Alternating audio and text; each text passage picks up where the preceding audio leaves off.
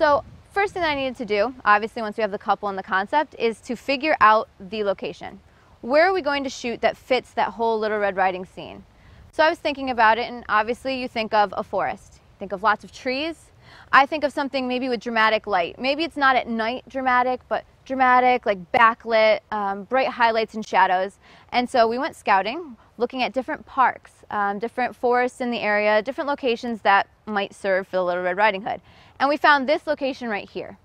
And what's great about this location, a couple things. First of all, I was looking for nice, clean ground covering. Because when I'm shooting, I don't like a lot of noise. If there's a lot of branches and a lot of mess, it's really just distracting from the story you're trying to tell. So we have nice, clean on the ground. And then what's great is all these beautiful, clean, repetitive, vertical lines. So when I'm going to shoot, I'm going to keep that in mind. I'm going to shoot so that I have the graphic angles. I'm going to shoot that she's positioned in between the trees. It's just going to make for a beautiful shot. I'll use a long lens to compress the scene sometimes so that it really stacks all the trees. It looks like a deep forest. Other times I plan on using a wide angle so you see the vast expanse above her, so it's really, really dramatic. So I'm going to start with that, and we're going to take a look, and we're going to begin our Little Red Riding Hood shoot.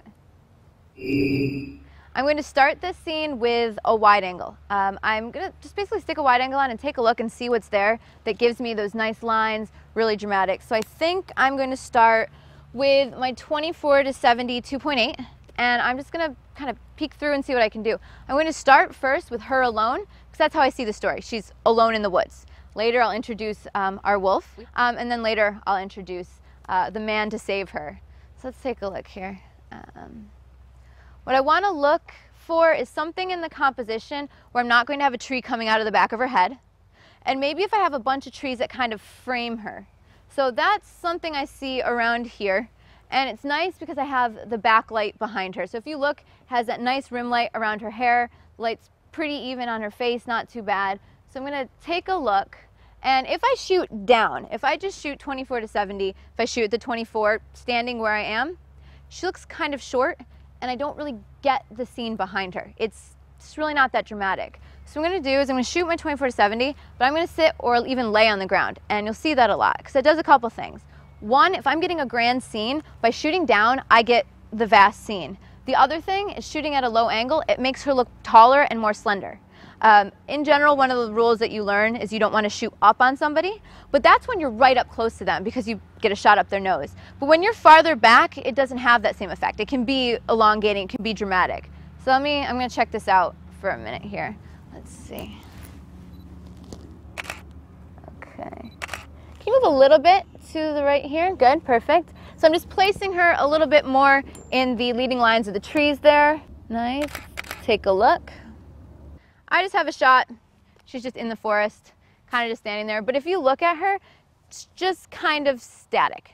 There's not much going on. So I'm going to try to add a little bit of drama. And for me, a lot of that drama is movement.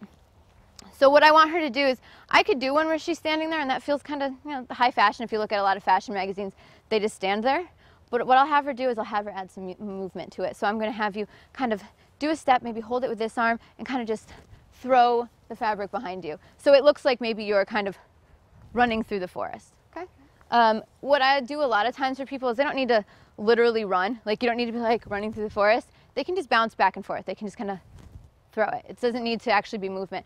Then you can get your focus right, your composition, and then after that, I focus on what their face is doing. I kind of get the movement right, and then I figure out, do I want her looking over her shoulder? Do I want her looking at me? So we'll just start with that. I'm getting down and dirty in the grass here for the good angles. All right, let's see right here. Take a couple steps forward. I'm going to put you a little bit more this way. Right there, good. Okay, perfect. I'm actually going to get really low. All right.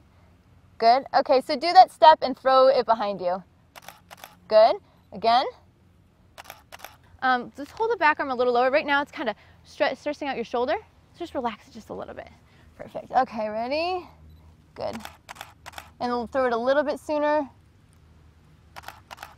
And when you do it, don't turn your whole body towards me.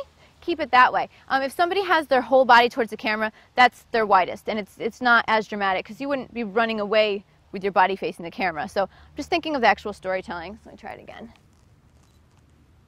Perfect. And look that way when you do it. Good. And this time, just let your arm fall once you throw it back. Good. And one more time. All right, let's take a look. Oh, that looks beautiful. Good.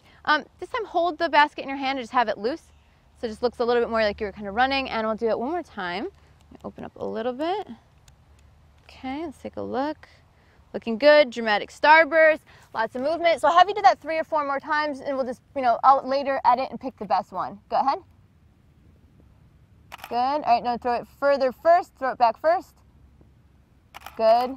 And chin up. Good. And one more.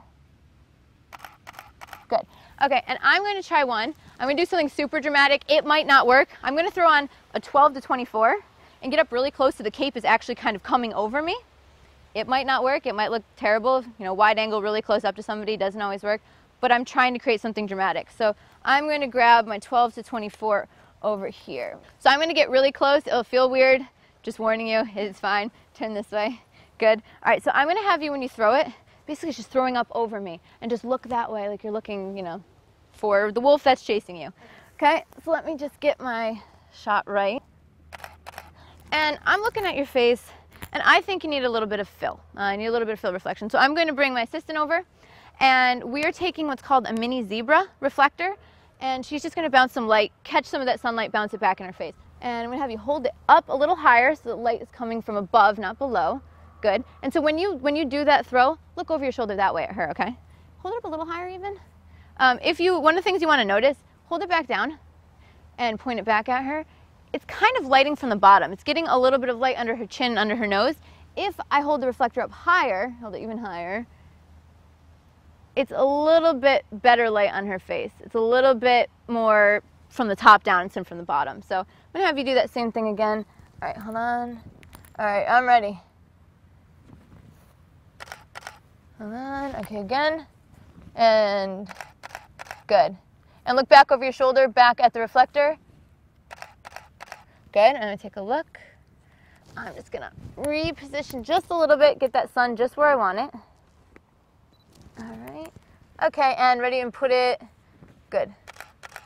Perfect. And one more time. I have some very, very dramatic motion here. All right, so right now I'm at f18. ISO 800 at like 1/100th of a second. I'm at f18 because I want that starburst. Normally, and you'll see in the other shots that I'm going to do, I like to shoot wide open. I like to shoot at 1.4, 2.0, 2.8 because I like really shallow, narrow depth of field. It gives me that nice dreamy look in the background. But for this, for the effect that I want, it wouldn't work. So we're just going to kind of stick with this for right now. All right, so just give me a couple more of those. Okay, ready? And then just do your arm waving thing. That was great. Oh my gosh, that was perfect. Last one. That was perfect. And one of the things you want to watch for is I have her looking over her shoulder. If she looks all the way over there, and I'll take a look at one of these shots, you actually only see the whites of her eyes because she's looking all the way over there. So what I look for when I'm telling somebody kind of look over your shoulder, I won't say look that way. I'll say maybe look here, maybe look at that tree. So instead of seeing just whites of the eyes, you actually see the pupils. Whites of the eyes just look creepy. It doesn't usually work for fashion. So I think that looked great. Yeah, that looked perfect. Because look at this. With the red backlit here, the red backlit, it just, it's just very, very dramatic. Looks cool. So we'll just stick with that. It just tells a story. Awesome. So it looks great.